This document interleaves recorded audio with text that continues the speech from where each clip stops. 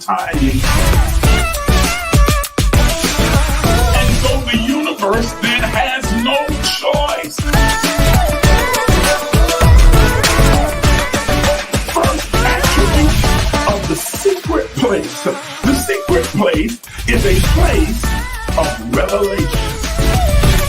It makes you free because it awakens you and makes you consciously aware that everything that you thought was holding you is an illusion.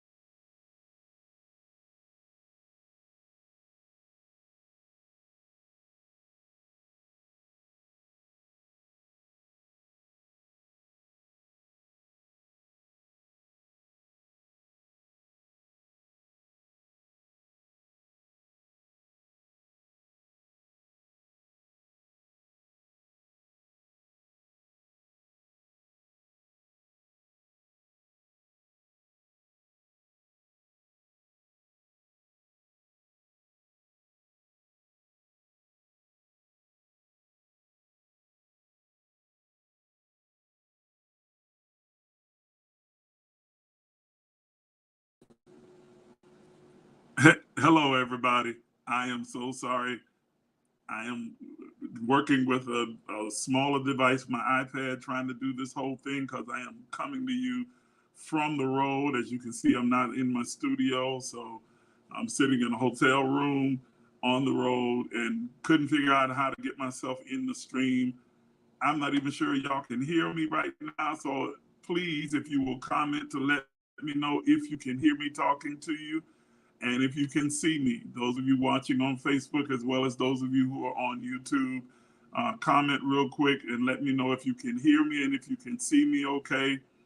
Um, okay, so you can hear me. Can you see me? Oh, and you see me. That's Facebook. How about some of you who are on YouTube as well? If you can hear and see me, say something real quick. The sound quality is not going to be as good as it is in the studio because I'm using the iPad, like I said, and I'm sitting in the hotel room. So um, you're not going to get as good a quality of sound or picture as we would if I were in the studio. Okay, I need somebody who's watching on the YouTube channel to let me know if you can hear or see me. I'm hoping that it's broadcasting there live as well. Diana, there you go. You can see and hear. It looks good, like you're freezing a little bit. Yeah, it might. Like I said, I'm using an iPad. I'm having to use the Wi-Fi from the hotel, so I don't really get to control how strong the signal is or anything like that. But this is going to be a brief conversation. I knew we missed on Thursday. Um, because I was preparing to travel then. And so I wanted to at least come in today and then I'll come tomorrow morning as well. It'll also be from here at the hotel. So um, won't be in the studio, but the word will be just as good. The conversation will be just as good. I'm glad that you are here. Those of you who are uninitiated, this is the Emerge movement.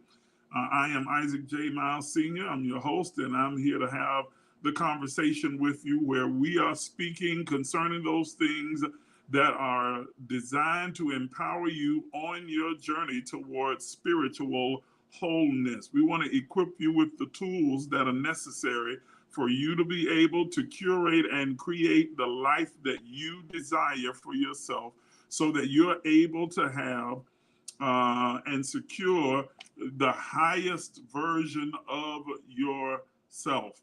So I wanted to jump on real quick tonight. I'm not going to be very long at all. This is kind of a makeup for Thursday, but it's also just something that's been really pressing on my mind all day. I came, I went on the road to attend a homegoing celebration for a very dear friend of mine that has transitioned, made her transition, Apostle Tiffany Hamilton. And this thing has just been really turning over in my mind. And it's just, well, it's not coincidence because we know there are no coincidences, no accidents. Everything happens according to plan and purpose. That this particular uncomfortable truth is the one that was coming up and I was getting ready to share with you about on Thursday.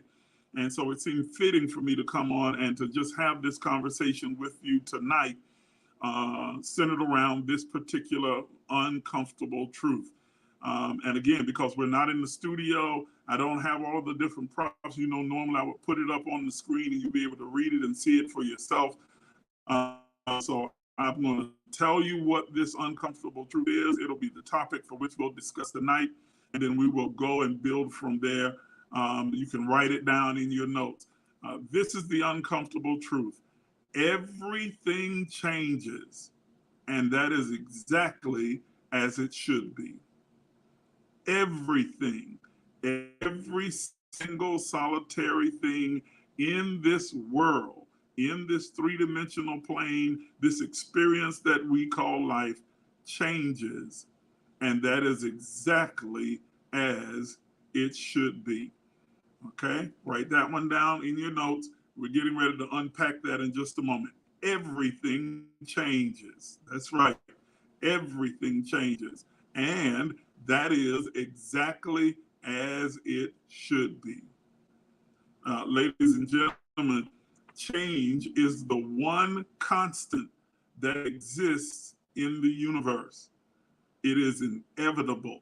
Change is inevitable.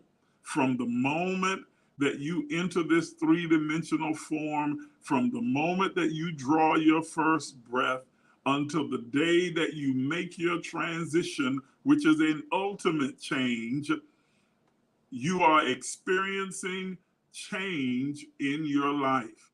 We are always constantly in a state of change, constantly in a state of flux, of fluctuation, where we are moving from one place to another, from one dimension to another, from one experience to another, from one mindset, one perception to another, understanding to another. That where you were yesterday is not where you are today, that even who you were last year is not who you are now. You are the sum total of your lived experiences and your choices and those environments and cultures and influences that have been a part of your life. They shape your personality and your being. They don't shape your isness. Your isness, of course, is divine. You are a divine expression of God. You are God manifested in three-dimensional form. You are in the likeness of God. Therefore, you are God in the flesh. So it does not change your isness. It doesn't change you at an ethereal level. It does not change who you are as a divine being, but it does change you as far as your personality and how you experience life, how you experience all of the things that you encounter, situations, circumstances, relationships in this three-dimensional form. Everything is constantly changing. If you remember in one of our conversations before, when we were discussing the 4 agreements, one of those agreements is that you don't take anything personally. Don't take it personally. Why is this agreement? It kind of ties into the idea of this constant state of change that we are experiencing. That, along with the law of disconnection, where we begin to disconnect from certain things, not to become personally, emotionally, psychologically invested in anything, and allowing it to begin to take root in our consciousness, our being, our actions, our personality, our outlook, our perspective, because everything is constantly changing. Now, the implications of this particular truth are vast, but I'm going to mention just a few of them in light of the experience that I've just been having this entire week as we've been leading up to this homegoing celebration for my dear friend. And that is, I encountered people today at this particular celebration that I had not seen, some of them in years, in decades. Others that I hadn't seen in years, others I hadn't seen in months, people who I have not really communicated with on a regular basis. And it occurred to me, because, and let's be real, all of us have this experience where your last experience with the person, if you're not careful and not consciously aware of the constant state of change that's always happening, your last experience with the person becomes the lens through which you view them, and you will view them through that lens eternally. Whether it was a good experience, bad experience, whether it was one that was happy, joyful, or painful, it begins to color your perspective and your perception of that person, place, or thing, because we do not automatically think in terms of the fact that not only have they undergone change. It has undergone change, but you are undergoing change as well. That you are not the person that you were at the last experience or the last encounter. This is where grievance and bitterness and resentment comes into play. This is the birthing place of those kind of grudges, because we don't embrace the idea that everything is constantly changing. Everything is moving, shifting, evolving, and in some cases devolving, but everything is constantly changing. And so you cannot make the assumption that because your last encounter, experience with that particular person, place, or thing, whatever the effect that it had on you in the moment, it was then. It is a memory, and memory is an illusion. It is a reconstruction of what you perceived to have taken place in the moment. And as you reconstruct it and reconfigure it, you add to it because it is injected with your own personal feelings that affect how you perceive it. And so therefore you began to now determine that this is what that place, that person, that thing is. It's what it represents, and that there is absolutely no possibility of change. Here is the funny thing about that, though. The funny thing about that is that you often, quite frequently, consistently give yourself the grace and space and the benefit of growth, evolution, and change. It is only the external things, places, and people that are now entrenched within your conscious mind in the last experience that you had with them. Yes, it is possible that you can romanticize, fantasize, and experience a place or a thing.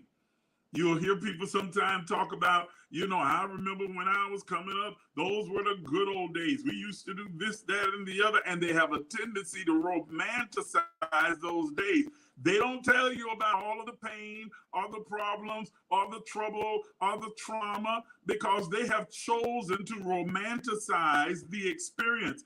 Because now that it has passed, it's no longer a real, tangible experience. It does not exist. It only exists within their mind and their imagination. And so they're able to create and recreate it in any form that they choose.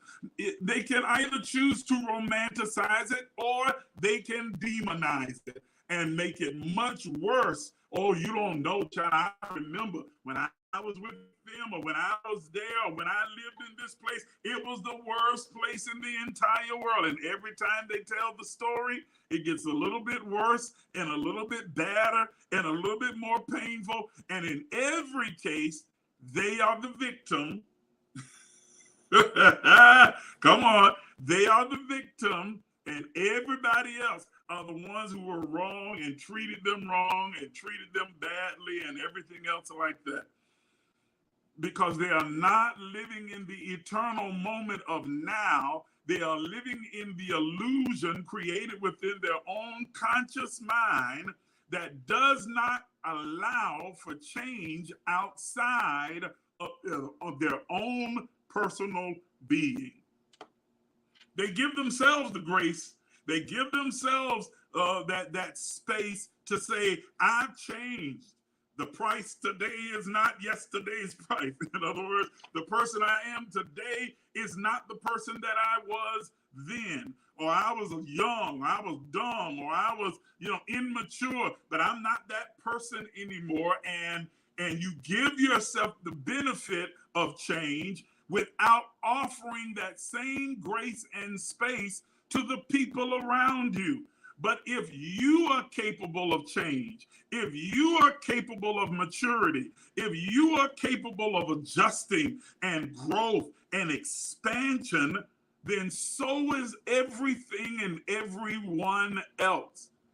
Giving them the opportunity to and the benefit rather of the opportunity, the perspective, the possibility that they have undergone the same change that you've undergone. Not the same experience, but they have certainly had something has been occurring within their life that has caused change in them, in their circumstance, in their being, just as it has with you. Everything changes. And that's exactly as it should be.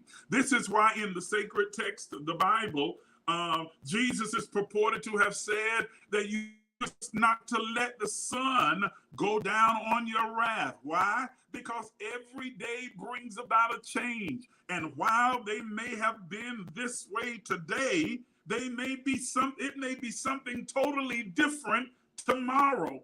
And so how they acted, behaved, or thought or felt today may not be how they act or think or feel the next day, because it isn't for you as well. And so if you can give yourself that grace, then you've got to allow that same grace and space for others. Give them the benefit of the possibility of change, because change is inevitable. Second part, the second implication I want to touch on tonight is that you cannot become married to a particular thing or a particular style, place, person, or anything. You cannot become married and marred within the muck, mire, and the clay of a particular event or a particular thing where you start to make monuments out of a movement.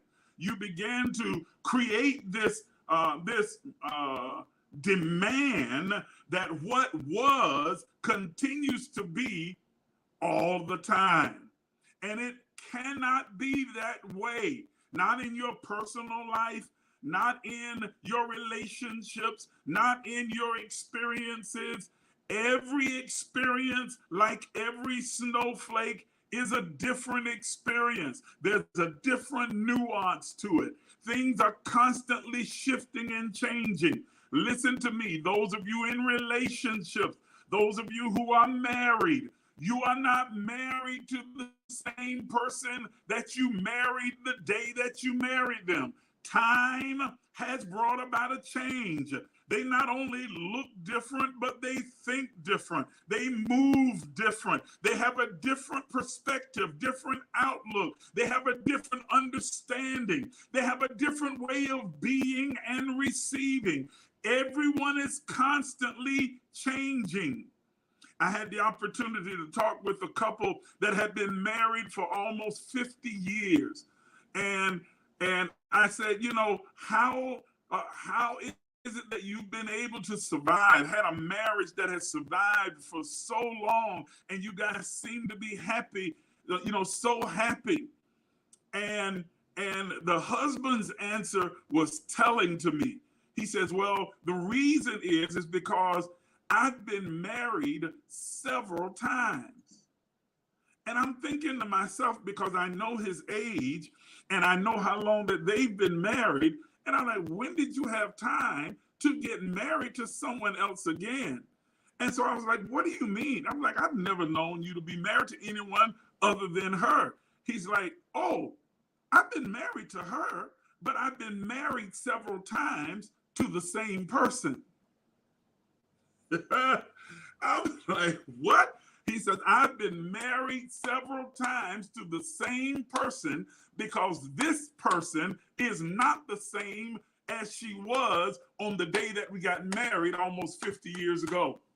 That she has undergone changes through life's seasons and shifts and in evolution. She has become a new person. And I consciously, deliberately intentionally have recommitted, that is marriage, recommitted myself to her several times. I've entered into a covenant to love her for not only who she was, but who she is and who she will become. I've loved her through several seasons. I've loved her through several personality shifts. I've loved her, he said, through several different iterations of her being.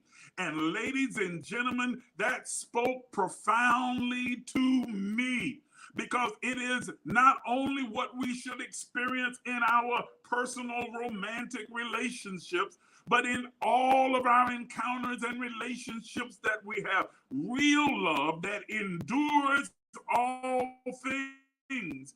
The reason that it's able to endure is because I recommit myself to love them in every single season, in every single shift of their life.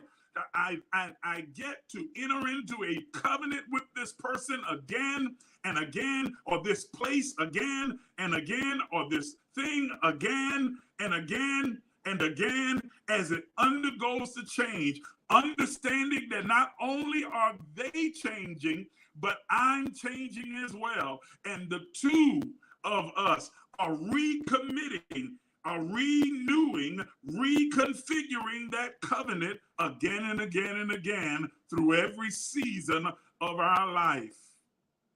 Everything changes, and that is exactly as it should be.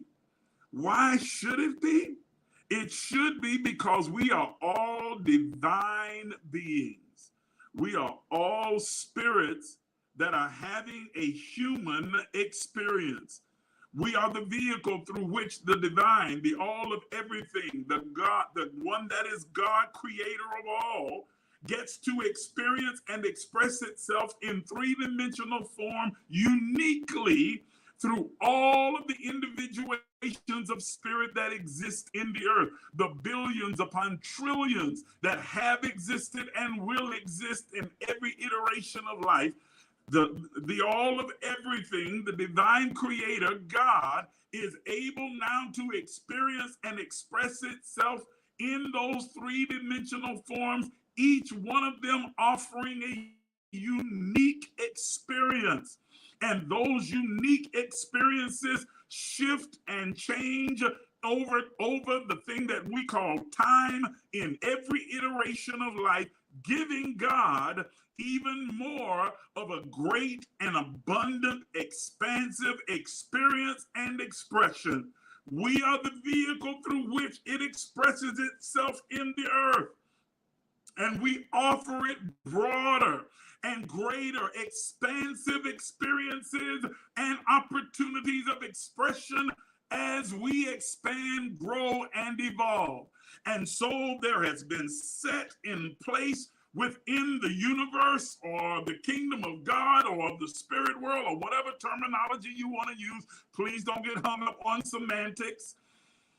There has been set in place a system, a deliberate system that causes all of us to experience the constancy or the consistency of change, of evolution. That evolution is exactly as it should be, because our purpose and our purpose for our being. Apostle Pitts, in eulogizing my friend today, used the text where Jesus is purported to have said, "For this cause have I come into the world." This is my cause, my reason for being, my original intent, my purpose. This is my reason for entering the world. And so we then offer God an expansive, evolving, growing experience and opportunity of expression in the earth as we began to reconstruct and remember our this, our cause, our original intent for entering this three-dimensional form. Our choosing to create and co-create with God, this life experience that we would have in this form. We give, then we create, opportunities, expansive opportunities for the all of everything that is residing within us, through us, and as us, to experience itself and express itself in a unique form and fashion within the earth. And each of us, as we move through the channels of change, are offering God that opportunity to fully express itself and to fully experience its own divinity by expressing it fully through all of us. Behold, the text goes on to say, we've come in the volume of the book. Lord of mercy. That is a flowery allegory to say that we are multidimensional, multifaceted beings offering our own unique experience to the all of everything as its vessel, as its unit that it can use, its vehicle that it can experience its own divinity in us, through us, and as us. Everything is changing. And that, ladies and gentlemen, is exactly as it should be. We are taught in our domestication, coming up in our time through our childhood, from culture and religion and experiences and trauma and environment, to be resistant to change, to hunger and yearn for the complacent and the comfortable. We have a word we call normal, and what we mean is routine. Lord of mercy. We call it normal, but what we really mean is routine, what I'm comfortable with, what I am currently aware of, what I've become used to. And so I don't want to be forced to have to adapt and change, or to stretch or expand or to evolve. I'd rather remain in the constancy of one experience. This is what I know, and I don't want to operate outside of what I'm comfortable with, what I've come to know, what has become my routine. I have friends and loved ones that are built that way, very regimented and anal and routine. And anything that happens outside of the routine throws them. It makes them uncomfortable. They try and avoid anything. They become risk averse because they're trying to avoid anything that takes them out of their routine. But can I tell you, ladies and gentlemen that are listening to me on this live, can I tell you that even what you think is routine is always undergoing fluctuations of change, maybe at the microscopic, minute level, but you are experiencing change because change is inevitable. And you may be moving along at a microscopic speed, 1 milli-inch at a second, but you are still experiencing change. So then, okay, if that is the case, then how does this uncomfortable truth work with me? How is it for me? Well, ladies and gentlemen, since we know that everything is for us, nothing is against us, then how do I take this truth and now understand and embrace it because I can perceive it as for me? Well, since I cannot stop the stream of change, since change is inevitable, since it is the one constant in the universe, I can then choose to embrace the reality of change, and instead of fighting with and against the current, rather, I can begin to swim with the current, to go with the flow, to allow, to accept what is and what is moving. Since I understand that all things are for me, they are somehow intertwined and interwoven to work or create a synergy that works for me, then I don't need to resist. I can embrace and flow with. And in my flowing with, I have now put on my spiritual lens to perceive the for me in whatever the shift or the change is. And I know that that sounds really simple. I'm making it sound real simplistic. I am not naive enough to think that it is that easy. I understand that some change is difficult, challenging, troubling, disturbing, that it causes an upheaval from the innermost parts of your being. But it is absolutely necessary, and it is exactly how it should be, because that is how you evolve. It is the catalyst for your becoming. As you are being, it is the catalyst for your becoming. As you are being in the eternal moment of now, it is the catalyst for your becoming, for what you will be and what you will become as you evolve, as you expand, as you grow, and as you change. And ladies and gentlemen, that change is not only happening in you, it is happening in every person you encounter, and every place, and in every situation. It is ignorant and immature to make statements like they'll never change. It'll never change. That place will always be the same. It's never going to change. What you mean is that I am choosing to freeze that person, place, or thing in time and determine that I am going to now sentence them to live out the reality and the narrative that I have written within my own mind based upon a past experience. I'm going to sentence them to continue to live it out in my mind and never make space for the very real possibility of change. How many people are still living trapped, not in their reality, but in yours, in your own mind?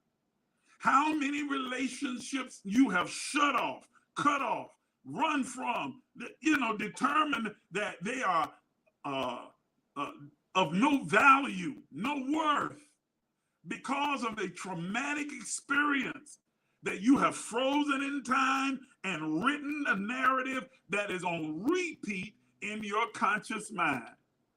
And the only one suffering and continuing to suffer that pain is you. And the only one being blocked off from the limitless, infinite possibilities that lie beyond it is you.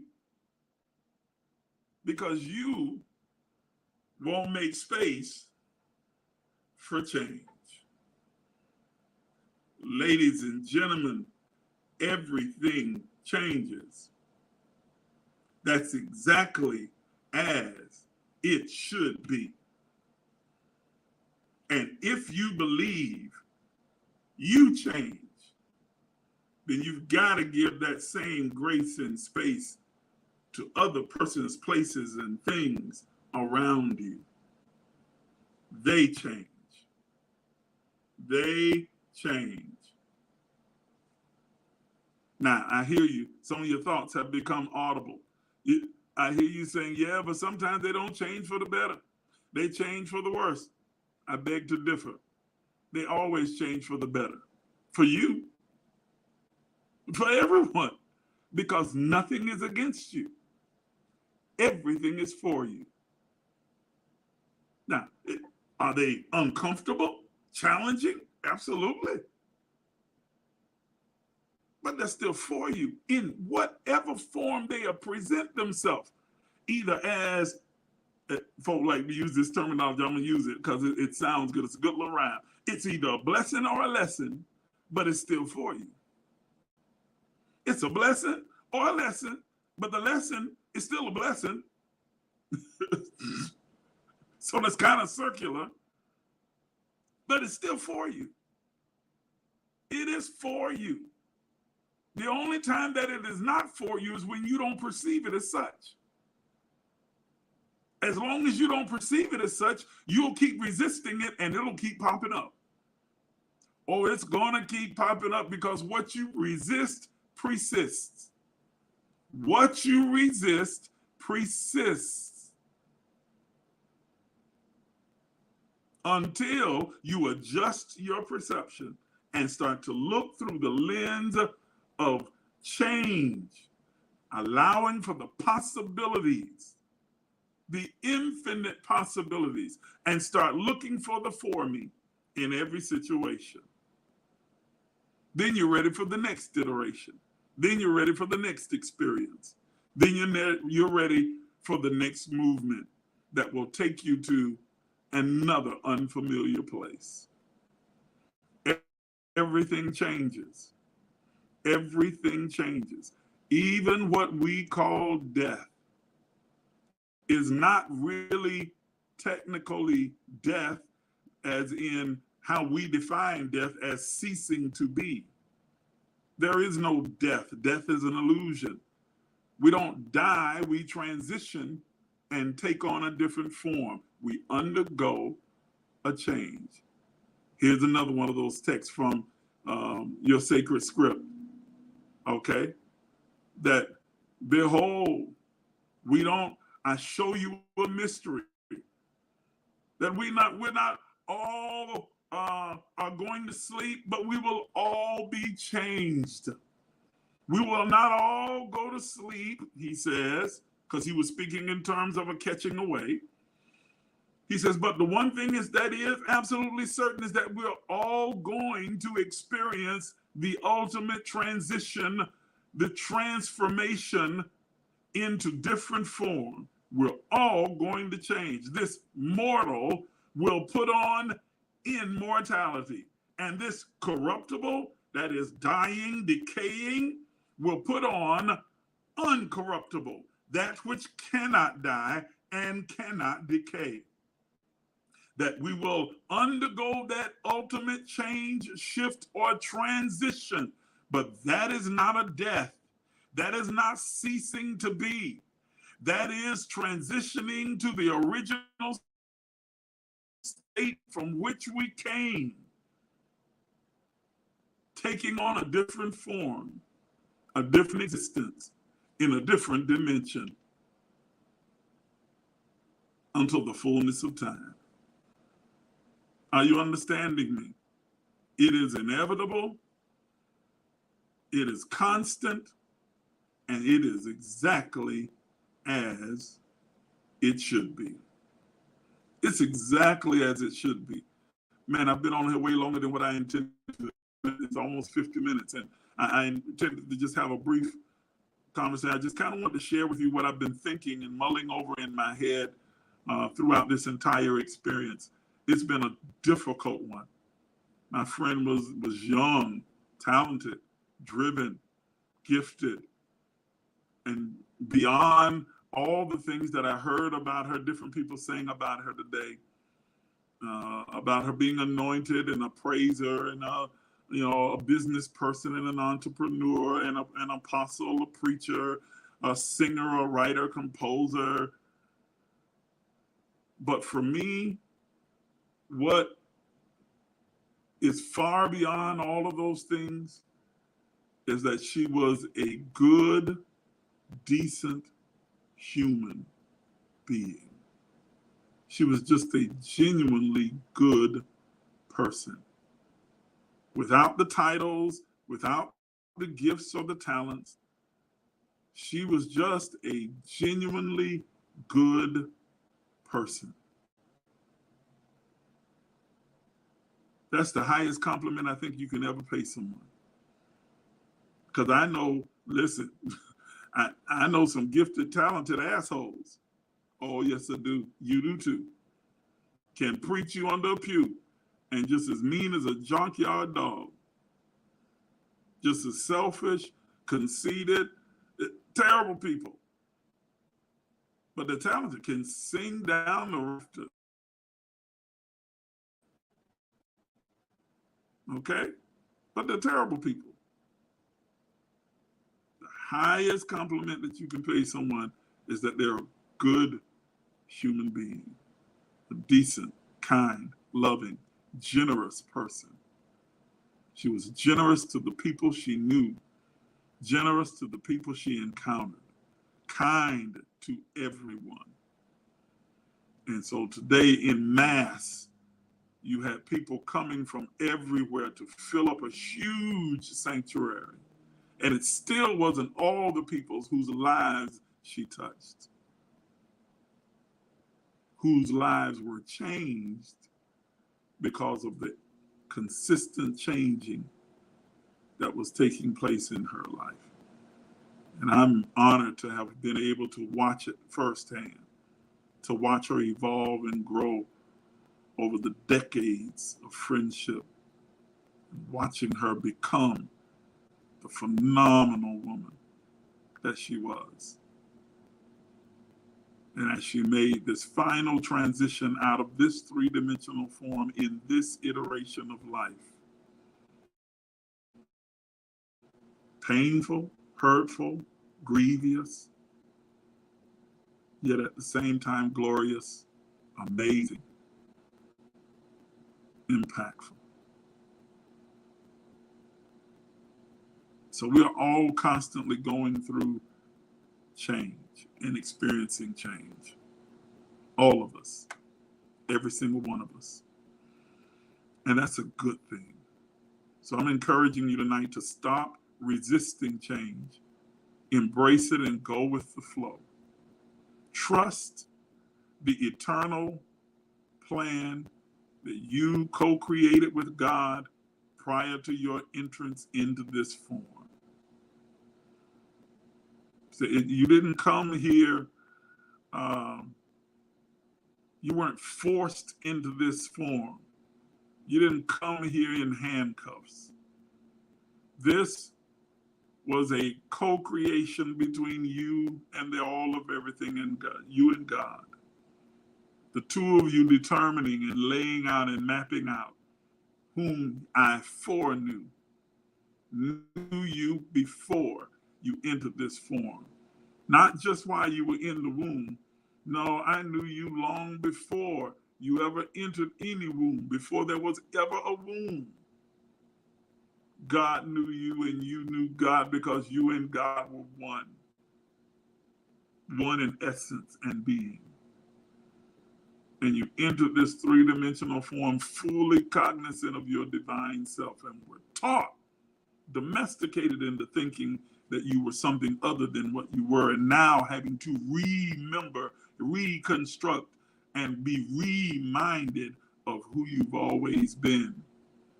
So you can return to that understanding, and when that understanding is complete and the purpose is fulfilled, then you undergo that ultimate transition of returning to your original state, that ultimate change. What a glorious experience. What a glorious experience.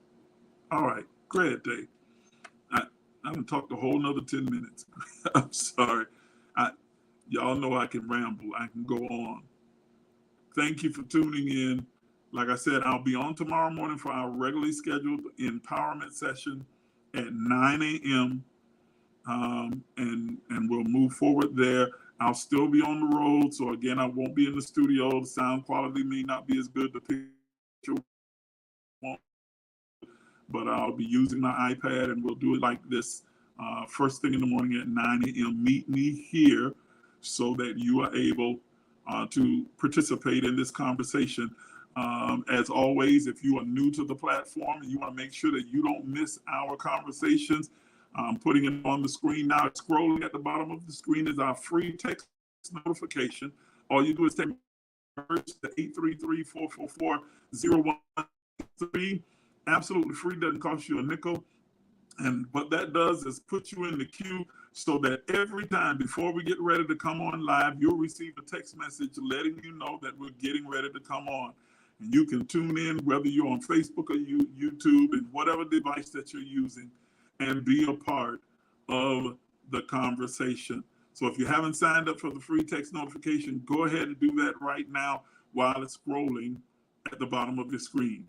We're also in the midst of our 90 days of abundance. And I was made aware today that the meditation did not play this morning, but it will be there in the morning at 6:30. Okay, so we'll come together for our morning meditation, 6:30 in the morning, as we continue this 90 days of abundance, this practical plan for you to experience the abundant life.